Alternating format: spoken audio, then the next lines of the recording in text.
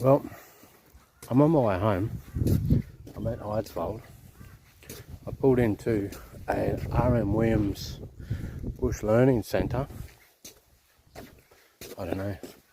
And I went to pay for my campsite. Look for an honesty box because I'm an honest guy. And I can't seem to find one. And the bloke there said he doesn't look after that. He said to drop off in the morning.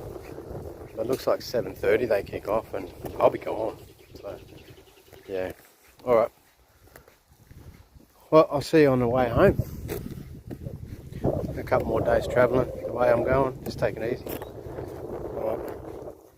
Talk later. Keep me in.